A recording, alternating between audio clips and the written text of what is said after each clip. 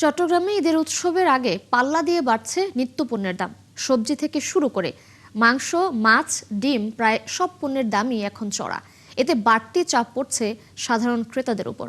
ক্রেতারা যেটি বলছেন, রোজার বাজারে পণ্যের দাম নিয়ন্ত্রণে রাখতে আরও বেশি প্রশাসনিক নজরদারি প্রয়োজন। জহিরুল ইসলামের ক্যামেরায় বাজার পরিস্থিতি জানাচ্ছেন রাজীব বড়ুয়া। চট্টগ্রামের বাজারে নতুন গ্রীষ্মকালীন সবজি কাঁকরোল বিক্রি হচ্ছে কেজি প্রতি 400 টাকায়। অন্য সব গ্রীষ্মকালীন সবজিও বিক্রি হচ্ছে 120 থেকে 160 টাকার মধ্যে। এছাড়া সালাদের শসা, গাজর, কাঁচামরিচের দাম কিছুটা কমেছে। লেবুর দাম কিছুটা কমলেও এখনো বড় লেবুর জোড়া বিক্রি হচ্ছে 40 টাকায়। কাঁকড়া 400 টাকা করে কেজি, আপনার পটল আছে 120 টাকা করে কেজি, ঝিঙে 160 টাকা কেজি। কাঁচামরিচ ছিল 150 টাকা, এখন কাঁচামরিচ 70 টাকা 80 টাকা।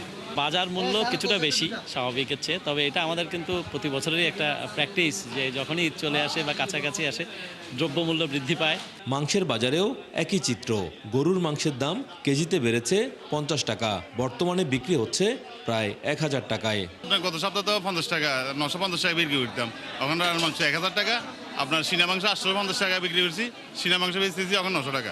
সোনালী মুরগি কেজিতে 30 টাকা বেড়ে বিক্রি হচ্ছে প্রায় 370 টাকায়, আর ব্রয়লার মুরগি 20 টাকা বেড়ে 240 টাকায়। এদিকে ডিমের দামও বেড়েছে ডজন প্রতি প্রায় 10 টাকা। খামারে পর্যাপ্ত পরিমাণ মুরগি না থাকায় আমরা সরবরাহ কমে গেছে। সোনালী মুরগি একদম শর্ট।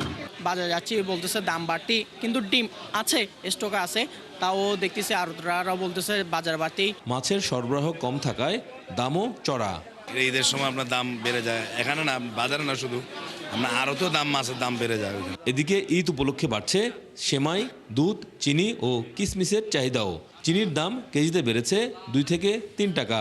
বাজারে বর্তমানে চিনি সরবরাহ পর্যাপ্ত পরিমাণ আছে, কিন্তু গত সপ্তাহের তুলনায় এ সপ্তাহে এসে আপনার 2 থেকে 3 টাকা করে বাড়ছে। 200 গ্রাম স্যামের প্যাকেটগুলো আমরা 45 টাকা প্যাকেট বিক্রি করতেছি, যেগুলো এমআরপি 50 টাকা। আর দুধ পাউডার মানভেদে 700 থেকে 900 টাকার মধ্যে আছে। ক্রেতারা বলছেন, ঈদের আগে বাজারে সবকিছুরই দাম বাড়ে। বাজারে তদারকি থাকলে হয়তো দাম এতটা বাড়তো না। অজুহাত দিয়ে জিনিসপত্রের দাম বাড়াই ফেলতেছে, তেল পাচ্ছে না, ক্যারিং এর কষ্ট বাড়ে যাচ্ছে। মোটেই ঠিক নাই, এটা মোটেই ঠিক না। গভর্নমেন্টের কোনো নিয়ন্ত্রণ নাই এখানে এদের ইচ্ছা মতো এরা সিন্ডিকেট করে ইচ্ছা মতো বাড়াই। ক্রেতারা মনে করেন, নিয়মিত মনিটরিং বাড়ানো হলে কিছুটা হলেও স্বস্তি ফিরতে পারে বাজারে। রাজীব বড়ুয়া, 71, চট্টগ্রাম।